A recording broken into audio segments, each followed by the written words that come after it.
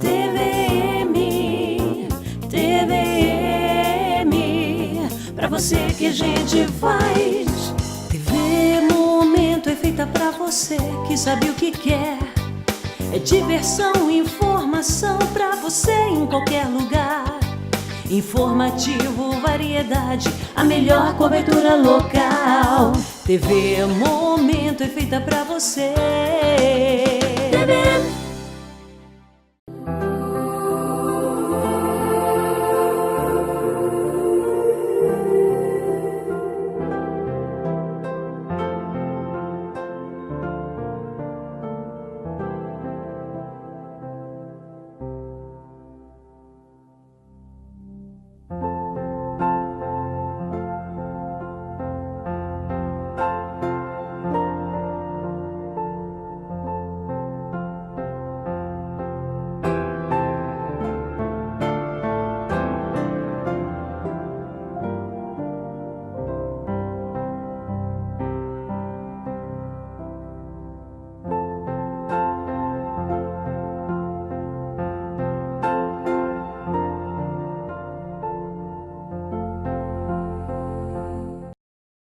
O programa Quarta Dimensão está na telinha da redetvm.com.br.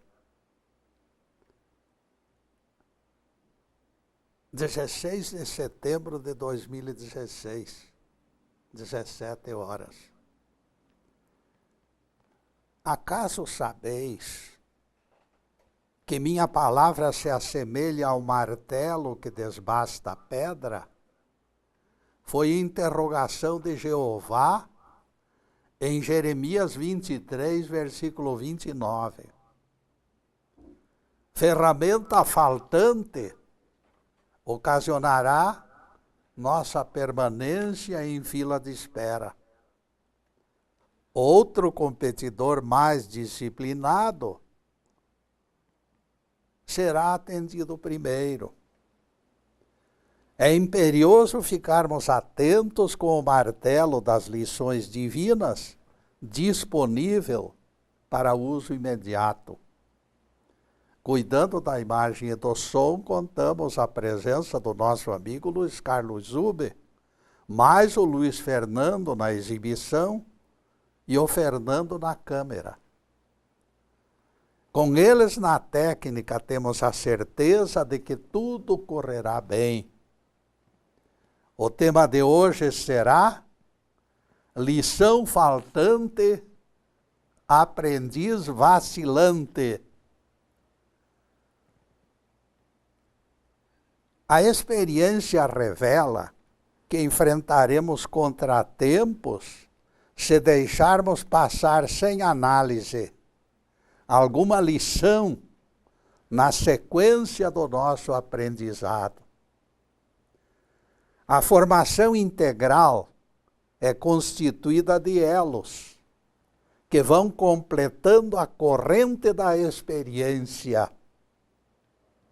Qualquer unidade arrancada do conjunto interromperá a sequência, ocasionando quebra de continuidade. Ninguém esqueça que existe nexo entre todas as matérias que devem ser obrigatoriamente apreciadas. Elementos vitais, dificilmente recuperáveis, podem fazer falta alhures. O certo será não permitirmos que algo passe em branco na sequência do aprendizado que possa ocasionar perplexidades futuras. Vocês sabem, casa de tijolos, é feita justapondo uns aos outros e tapando aqueles buracos do concreto. Não será possível começar parede 2 metros acima do alicerce. É no alicerce que a parede se sustenta, tijolo a tijolo. viga por viga. Desatenção no conjunto de letras do alfabeto tornará precária a nossa escrita. Entrada triunfal do reino encantado da matemática exige a cantilena da tabuada. 2 vezes 2 são 4 e assim por diante. No esquema do crescimento global, nenhuma das etapas pode ser esquecida. Desprovido de bússola, mapa e larga experiência, o mais credenciado capitão de navio perde o rumo. Jogador incapaz de interpretar sinais no rosto se angustia pelas cartas imprevisíveis que o competidor esconde nas mãos. Tesouro está sendo disputado no jogo e ele faltou exatamente aulas de psicologia que trataram de sinais involuntários. Hiato no aprendizado poderá custar caro. Determinadas habilidades são indispensáveis no trato com a vida. O carpinteiro precisa de martelo e não encontra. Ele estende a mão e o serrote também desapareceu. O rei levanta do trono e, num gesto populista, procura o curandeiro. O terapeuta sem diploma, lisonjeado por aquela honra, se esforça em vão para atendê-lo, pois justamente aquela síndrome não constava no seu aprendizado. Ele pulou aquela aula. Alguém corre ao telefone. Todas as linhas estão ocupadas, diz a telefonista. Então, justamente no momento de decisão urgente.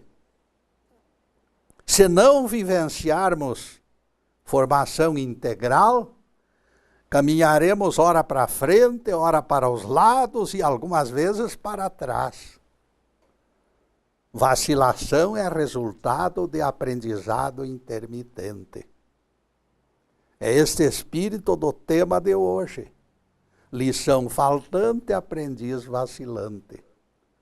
Partes necessárias da edificação da personalidade, quando usurpadas, acarretam todo tipo de transtornos.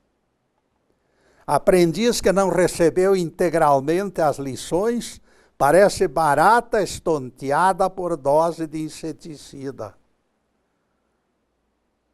Roda, roda, roda e não sai do lugar. Autonomia e dinamismo caracterizam tão somente pessoas integralmente preparadas. Enquanto tal objetivo não for alcançado, continuaremos arrastados pelos ventos de uma formação heterogênea. Quando iniciei a escola primária, há muitos anos atrás, eu era feliz proprietário de único livro que guardava com exagerado zelo.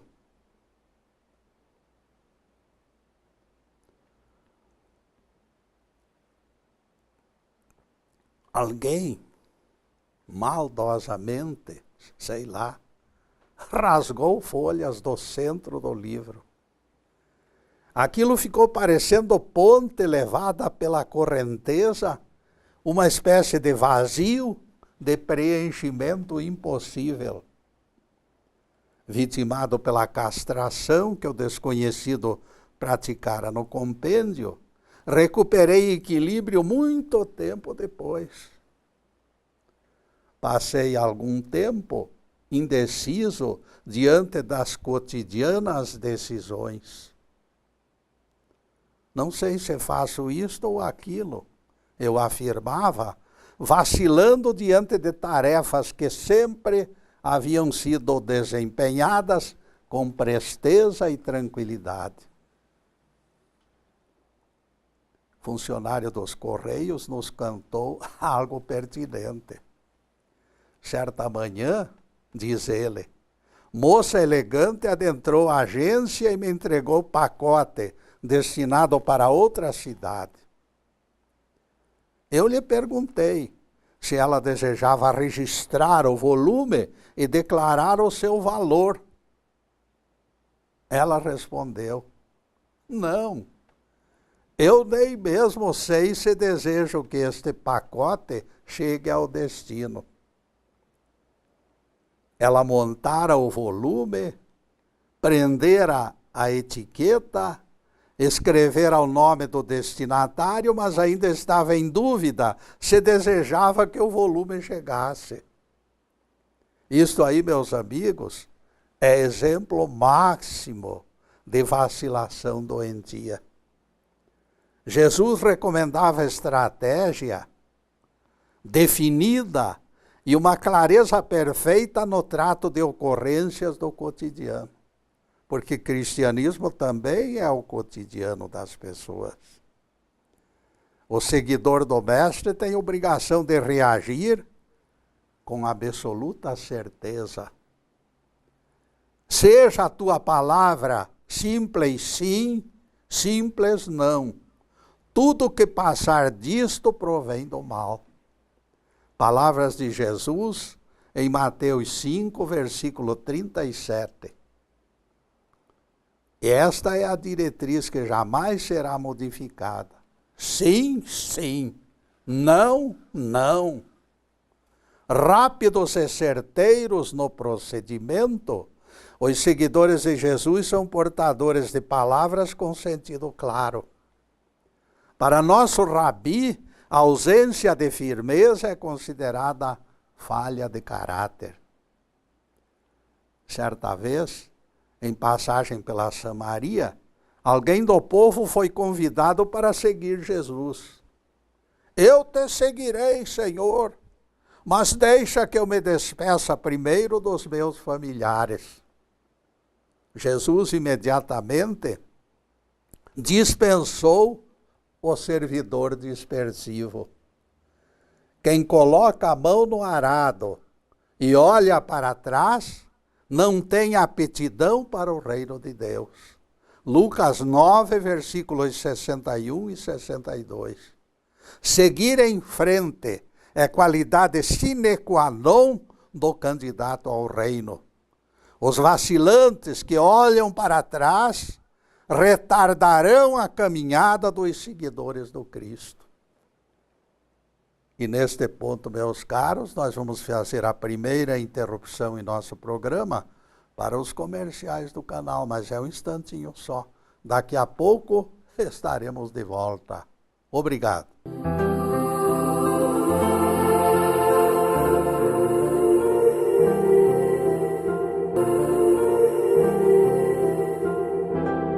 E já estamos no segundo bloco do programa Quarta Dimensão.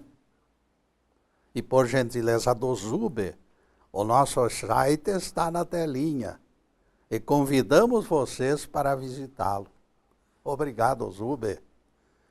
E ninguém deixe de acessar o YouTube, onde 65 palestras se encontram à disposição de vocês. Noite e dia. De madrugada vocês perdem o sono, de repente, e podem assistir uma palestra nossa, em qualquer horário do dia ou da noite. Em seguida, o nosso tema, lição faltante, aprendiz vacilante. Ninguém é apto para o reino de Deus enquanto não desapegado e pronto para o serviço. Vocês acham que o ser humano, dividido em pedacinhos, terá condições de assumir compromissos mais altos? Quem dobra os joelhos tem que rezar, é o que diz o povo. O mestre percebeu de imediato que o samaritano estava interessado apenas no status de pertencer ao grupo que curava e multiplicava pães e peixes. Aquela vítima da indecisão não possuía firmeza nem desapego para enfrentar os percalços de uma ocupação voluntária. Hoje, ele estaria com Jesus. Amanhã retornaria para a sua oficina, sufocado em compromissos. Depois de amanhã estaria trocando figurinhas com o seu grupo social. As tarefas do reino ficariam agendadas para os dias festivos, aqueles dias maravilhosos, quando o milagre de Jesus estivesse agendado. Criaturas volúveis não têm necessária paciência para se desligar de suas divertidas pantomimas.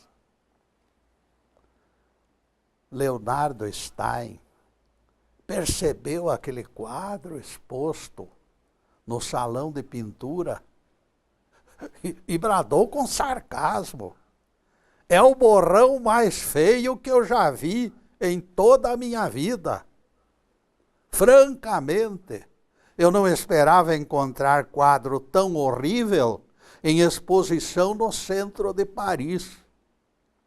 Leonardo Stein se afastou dali com passos apressados, como se estivesse fugindo da influência perturbadora daquela exposição, daquele quadro e daquele artista que realizou aquela obra medonha. O mau gosto do artista mexia com ele. Tornou Leonardo Stein mal-humorado. Ele falava sozinho, caminhando a pé naquela tarde quente. É muita coragem, balbuciou Leonardo. Os responsáveis por esta galeria deveriam ser multados e presos. Já se encontrava distante daquele cenário, porém, quando de repente Leonardo Stein tomou o caminho de volta. Ele chegou afobado, tirou o quadro da estante e pagou o preço estipulado de 500 francos. Vejam só. Aquele borrão feio foi parar na sala de visitas de Leonardo Stein. Quando lembrei este episódio de escandalosa incoerência, lembrei Cancioneiro Popular. Não sei se vou ou se fico. Não sei se fico ou se vou. É o que diz a letra da música, mostrando passos da nossa geração insegura no padrão vacilante da esposa de Jó. Com vontade de fugir e ao mesmo tempo ficar, aquela mulher olhou para trás, não acreditando que Jeová tivesse coragem de assolar a sua cidade. Intimamente, ela considerava injusta a destruição de Sodoma e Gomorra. E de repente viu-se transformada numa estátua de sal. Sal é produto marinho e pelas águas invade as praias e se espalha pelas prateleiras dos mercados em todo o mundo. Milhões que sentem gosto salino na boca deveriam já ter aprendido que Deus não tolera desobediência. Jesus também usou este episódio como advertência. Naquele dia, quem estiver no terraço, diz Jesus, não desça para resguardar seus bens.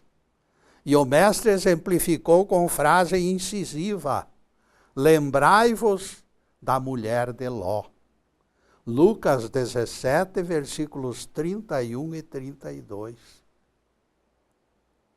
Quem viaja com cada um dos pés metidos em canoas diferentes, cuidado. Isto pode sugerir neutralidade, água morna, nem frio nem quente. O dito cujo que nutre pensamento nesta linha, ofendido retruca: Getúlio, eu é que sou inteligente. Se quaisquer das canoas afundar, eu uso a segunda canoa e fujo ao perigo. Para este Vivaldino eu lembro palavras de Jesus. Quem quiser obstinadamente salvar sua vida, a perderá. E quem perdê-la, será salvo. Lucas 17, versículo 33.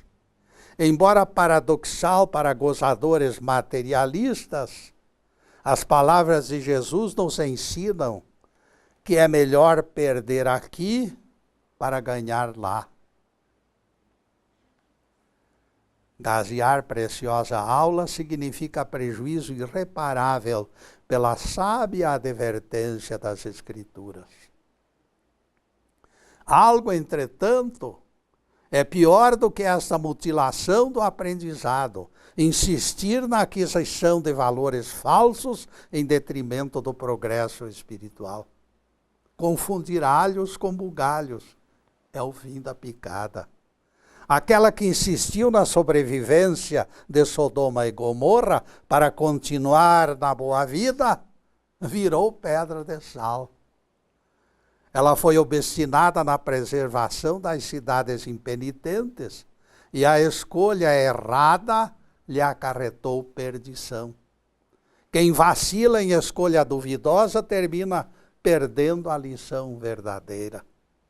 É aquilo que pregamos com insistência. Não podemos colocar na mesma altura as lições de Jesus e as atitudes e palavras dos demais escritores da Bíblia. Verdadeiro oceano separa o nosso rabi dos demais. Jesus é o gabarito, ele se encontra no alto da pirâmide. O Nazareno jamais circuncidou alguém por medo dos judeus, como fez o apóstolo Paulo. Moisés foi profeta idolatrado pelo povo e seus ensinamentos constituíam fundamentos da religião judaica. A despeito do enorme prestígio, Jesus teve a coragem de colocar reparos nos preceitos mosaicos. Jesus nunca aceitou isto ou aquilo por ser consenso entre teólogos. As palavras do mestre não deixam dúvidas quanto à sua contrariedade diante de alguns ensinamentos de Moisés.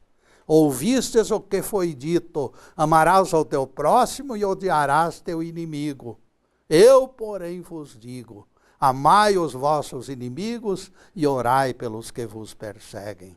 Palavras de Jesus em Mateus 5, versículos 43 e 44.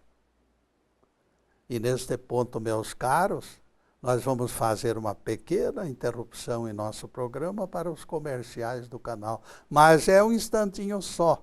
Daqui a pouco estaremos de volta. Obrigado.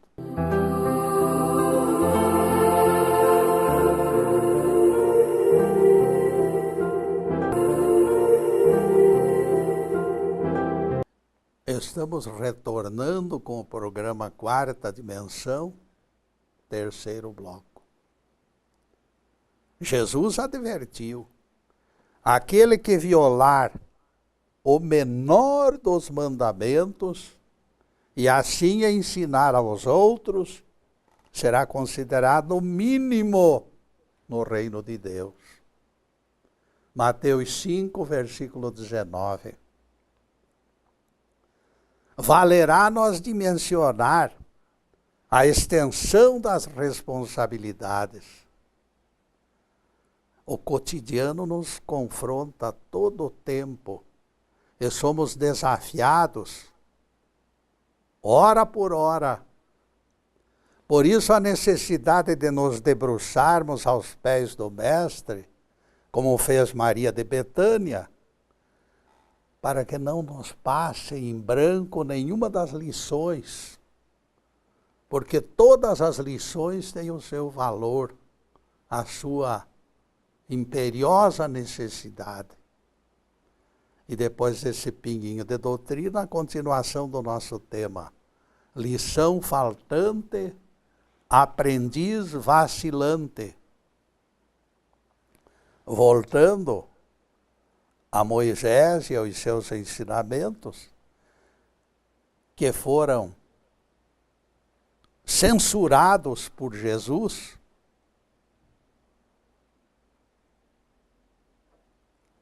nós verificamos que Moisés recomendava: odiarás teu inimigo. A Bíblia do Novo Testamento, porém, recomenda: amai os vossos inimigos e orai pelos que vos perseguem. Odiarás tem sentido diametralmente contrário ao verbo amarás. Dentro do preceito inflexível do sim, sim, não, não, que nós citamos no início da palestra, Jesus enfrenta o fantasma de Moisés e destrona o preceito perverso. Isso só pode ser apontado como decisão corajosa. Isto representa expressar a verdade com desassombro. O nosso rabi fornecia legitimidade aos seus ensinamentos. Ele jamais se intimidou diante de represálias dos seguidores de Moisés, que conviviam com ele. Ele nunca reduziu o ímpeto de suas advertências diante das nuvens de borrasca que as suas palavras poderiam produzir. Fazer escolhas, até que pode ser considerado válido. Ninguém é obrigado a se lançar como boi de piranha só para alcançar o título de herói. Restrições subsistem, no entanto, quando os reparos cessam por razões de frouxidão moral, por razões de covardia.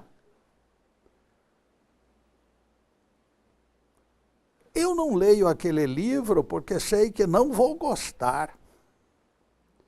Eu não viajo de avião porque tem ocorrido desastres. Aviões têm caído por aí, então eu não vou mais viajar de avião. Nesses casos, meus amigos, a palavra não empobrece o espírito. Sônia Lembo trabalhava de aeromoça e fazia viagens constantes ao exterior.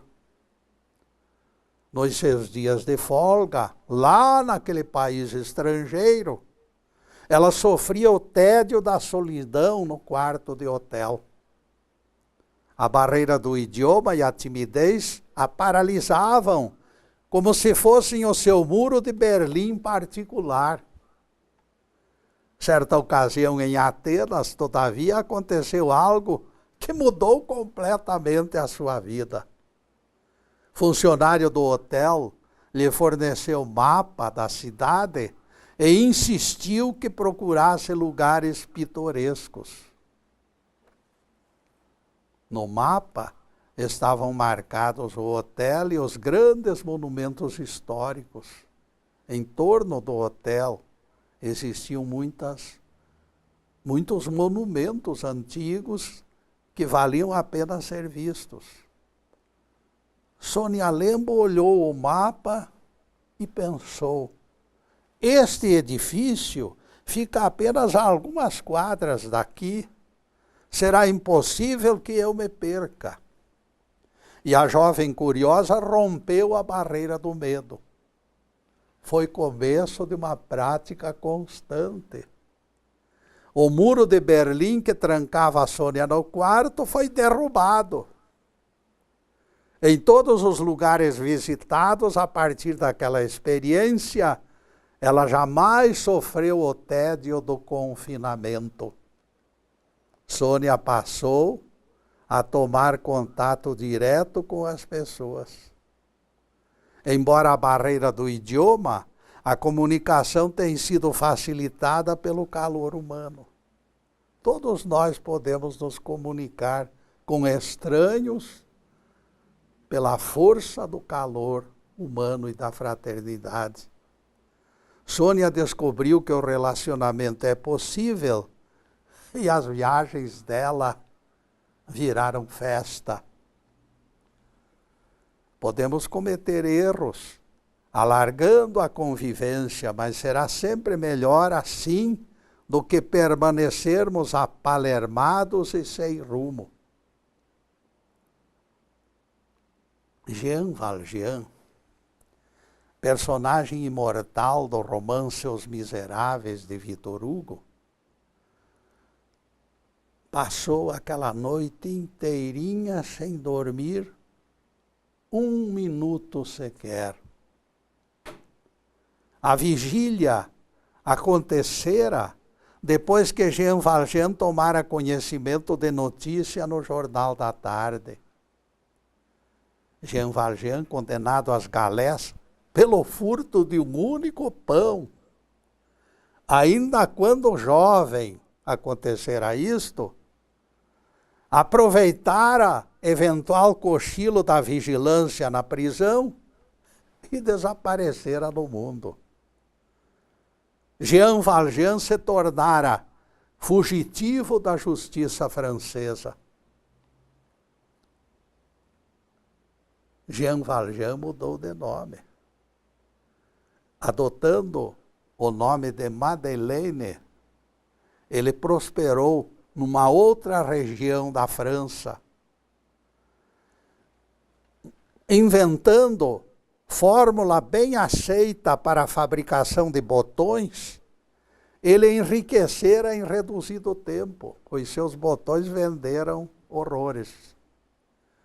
Todo o lucro da fábrica ele investia em favor dos seus operários, suas famílias e na comunidade. Porque Jean Valjean sempre vivera com toda a simplicidade, gastando pouco dinheiro, numa vida austera e simples. Construiu um hospital que socorria de graça doentes pobres. Fez revolução na assistência social inédita no seu tempo.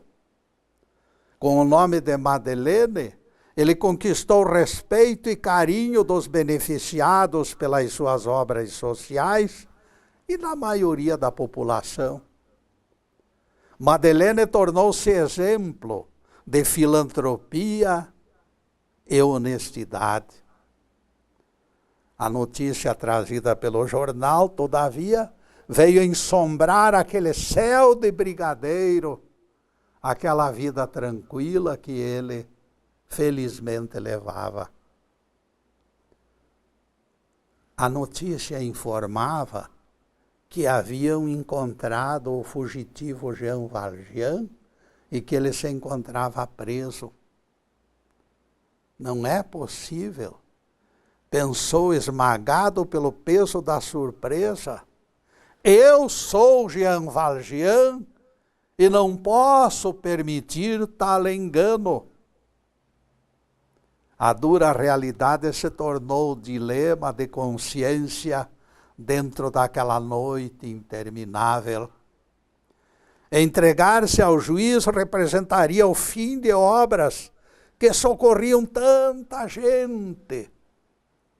Teria que abandonar Fantine, a prostituta envelhecida que se regenerara sob sua assistência e ainda se encontrava morando em seu hospital. Seria devolver à miséria a menina Cosette, filha de Fantine, que ele adotara como filha e como herdeira.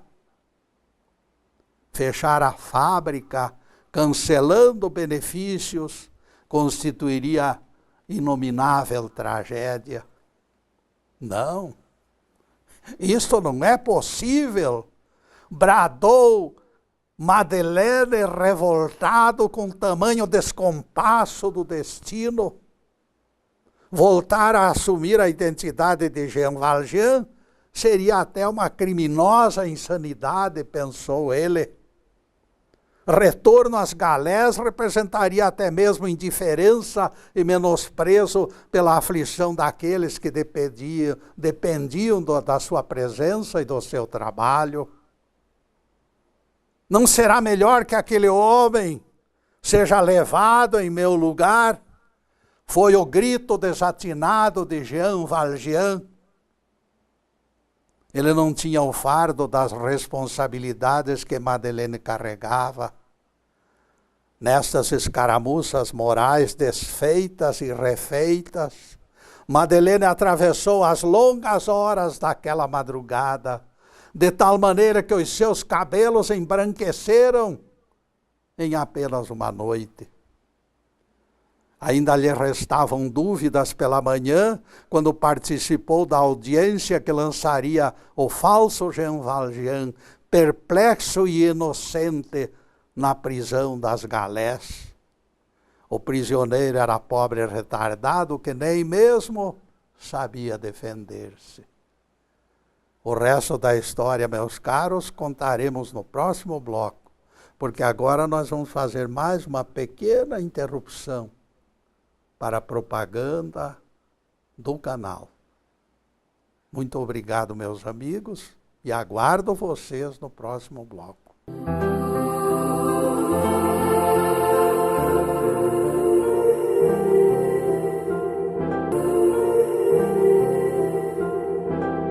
E atingimos o último bloco do programa Quarta Dimensão. O tempo está voando como um avião a jato. E nunca esqueçam, sexta-feira é dia do nosso encontro. A partir das 17 horas da sexta-feira, páginas da Bíblia e do Evangelho têm sido focalizadas aqui, sem algemas. Na próxima sexta-feira, 23 de setembro de 2016, o nosso tema será Entre Linhas Desfazem Mistérios. Em seguida, os últimos questionamentos sobre o assunto de hoje, lição faltante, aprendiz vacilante. E voltamos à história de Jean Valjean.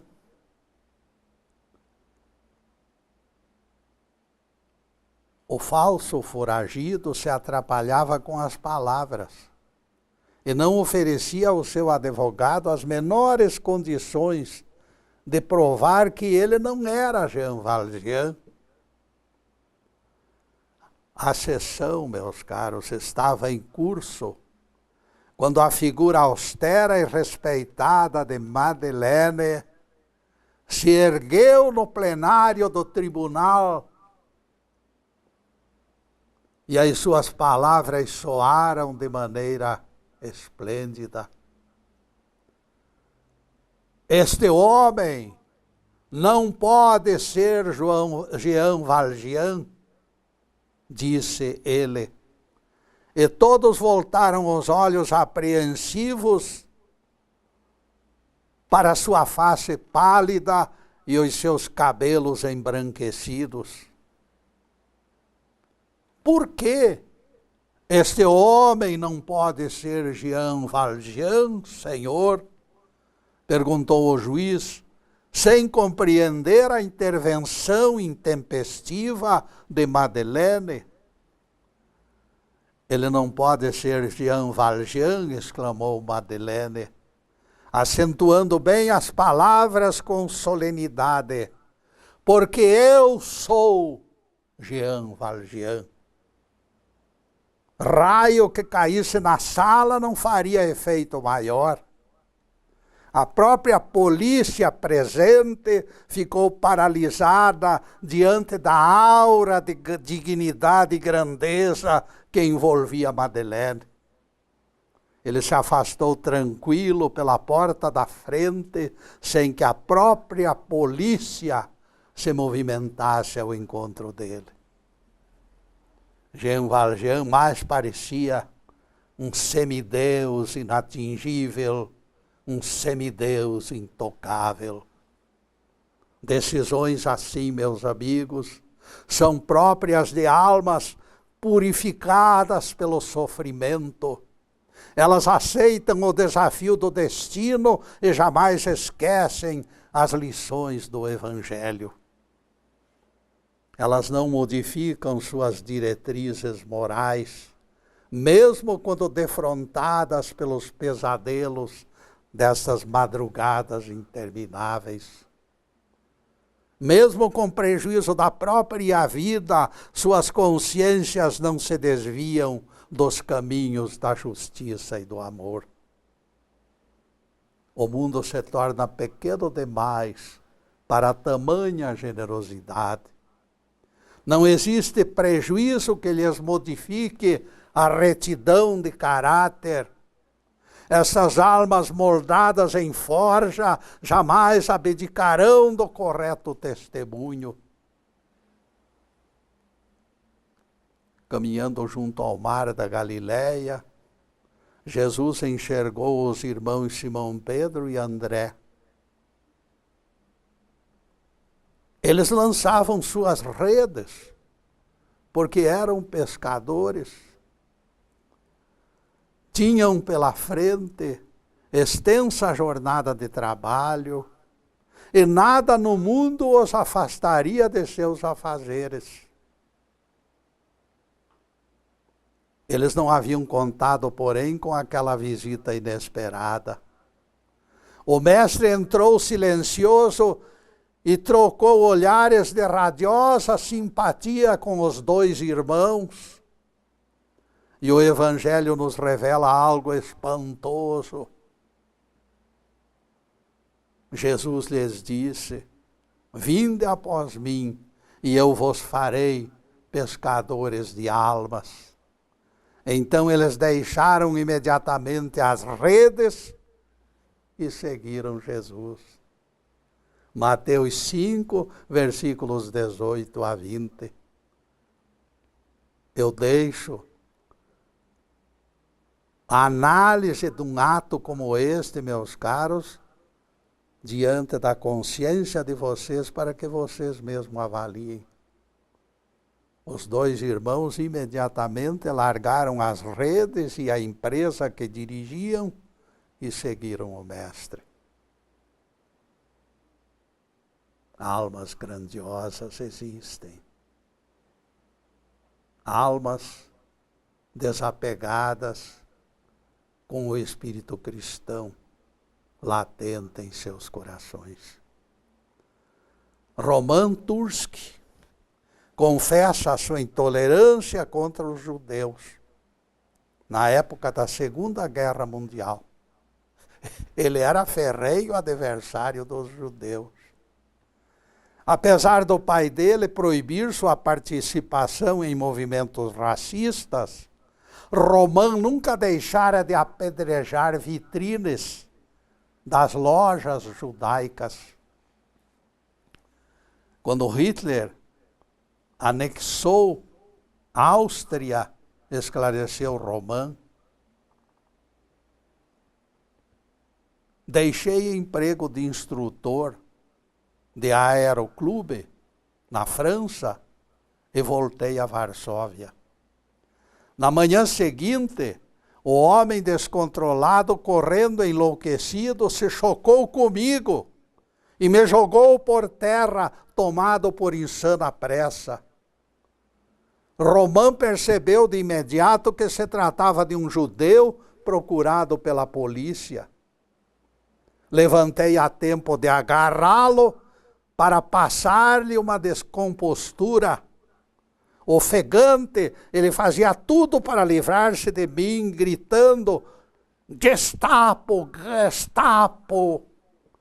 Eu compreendi que ele estava fugindo da terrível polícia secreta alemã. Roman Tursky, misteriosamente, sentiu pena daquele infeliz e resolveu escondê-lo em seu quarto de hotel.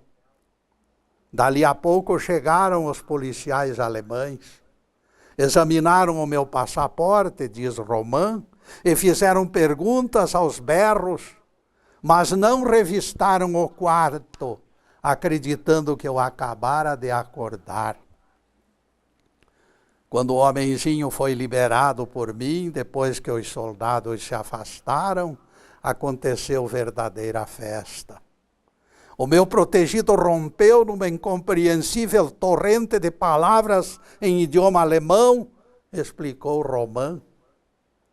O meu protegido rompeu aquela torrente que ninguém entendia. Sua gratidão tornou-se evidente, porém, na algarávia, intraduzível para mim. Roman Turski salvara a sua vida e ele não poupava agradecimentos.